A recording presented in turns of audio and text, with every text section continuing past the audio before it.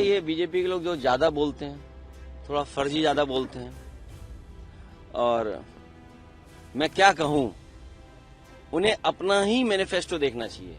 याद कीजिए, जब गोवा में पहला मैनिफेस्टो लॉन्च हुआ था, उन्होंने कहा कि हम नए शहर बसाएंगे, स्मार्ट सिटीज बनाएंगे। आज बताओ क्या हालत है। आपको नहीं लगता ये बीजेपी के लोग जो ज्यादा बोलते हैं, थोड़ा फर्जी ज्यादा बोलते हैं, और मैं क्या कहूं, उन्हें अपना ही मैनिफेस्टो देखना चाहिए। मैं जब आपके बीच में आया हूं, मैं खुद आधे घंटे ट्रैफिक में फंस गया। याद कीजिए, जब गोवा में पहला मैनिफेस्टो लॉन्च हुआ था, उन्होंने कहा कि हम नए शहर बसाएंगे, स्मार्ट सिटीज बनाएंगे। आज बताओ क्या हालत है। जहां हम खड़े हैं उसके पीछे गोमती नदी बह रही है।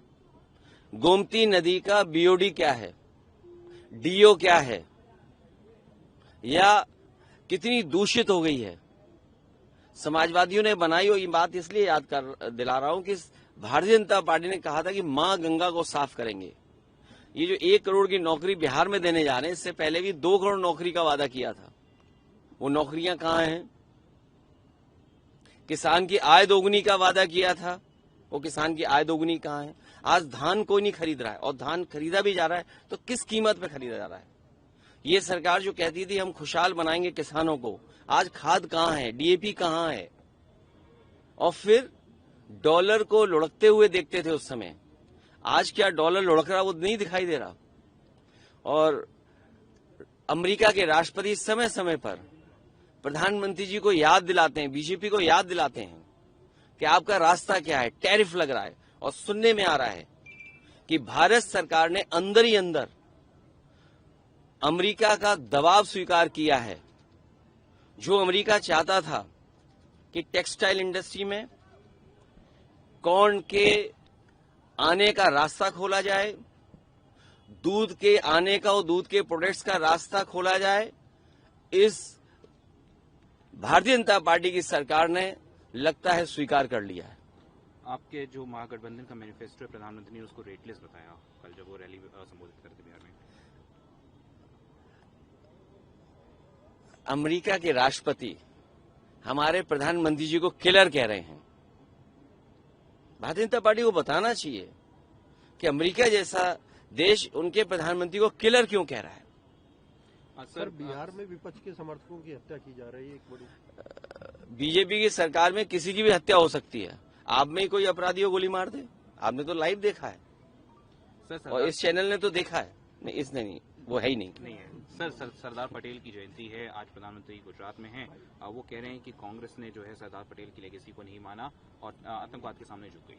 सरदार पटेल जी का बहुत बड़ा योगदान रहा है। जिस तरह आज हम आचार्य नरेंद्र देव जी को याद कर रहे हैं, सरदार पटेल जी का भी बहुत बड़ा योगदान रहा है।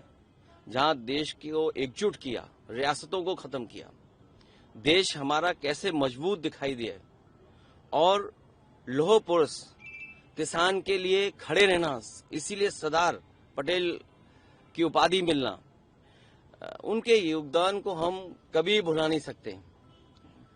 और आज ये कहना कि कल क्या हुआ था, तो याद रखना चाहिए भारतीय जनता पार्टी को कि उनकी पेरेंटल पार्टी जहां से वो बीजेपी निकली है, उस संस्था को बैन किया था आज सरदार पटेल जी ने।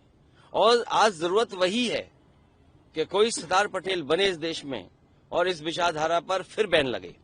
आरएसएस की बात करते हैं ना, वो आप खुद जानते हैं। अच्छा सर, हम हर चीज के लिए तैयार हैं, लेकिन वोट को गड़बड़ नहीं होने देंगे। वोट को गड़बड़ नहीं होने देंगे। हम वोट बनवाएंगे, और भारतीय जनता पार्टी कितना भी एडमिनिस्ट्रेशन लगा दे। और आप सोचिए कितने जातिवादी हैं भारतीय जनता पार्टी के लोग। आज जब सरदार पटेल जी को याद कर रहे हैं, आचार्य नरेंद्र देव जी को याद कर रहे हैं, तो हमें सोचना चाहिए कि आचार्य नरेंद्र देव जी जातिवाद व्यवस्था के खिलाफ थे, कि जातीय का भेदभाव नहीं होना चाहिए। सरदार पटेल भी एकजुट कर करके इस देश को एकजुट बना रहे थे। उस समय भारतीय जनता पार्टी अगर सच्चे सरदार पटेल जी के रास्ते पे चल रही, तो बताइए बीएलओ ही इन्होंने किसी भी पीडीएस समाज के लोगों को नहीं बना रहे हैं। सर, ये बीएलओ का मुद्दा काफी लंबे समय से उठा रहे हैं। नहीं, ये लगातार चलता रहेगा। सर अलीगढ़ का मामला क्या होगा जहाँ पिछले हफ्ते मंदिर पे आई लव मोहम्मद लिख दिया गया था। अब पुलिस ने 3 लोगों को गिरफ्तार किया है जो तीनों ही हिंदू समाज से हैं। तो उन्होंने प्रॉपर्टी डिस्प्यूट में इस तरह से टेंशन फैलाने की कोशिश की। देखिए, ये एक्सपेरिमेंट कई बार बीजेपी करती है और बीजेपी के लोगों का इसी तरह का काम चलता है। इससे पहले तालेग्राम में, कन्नौज में एक एसओ को हटाने के लिए, माइनिंग के काम को करने के लिए बीजेपी के नेता ने, बीजेपी के लोगों ने एक जानवर को काट करके भगवान के मंदिर में फेंका था। जब सच्चाई खुली तो 18 लोग जेल गए, एनएसए लगा और उस समय समाजवादी पार्टी ने आंदोलन किया, उसकी वजह से वो 18 के 18 जेल गए।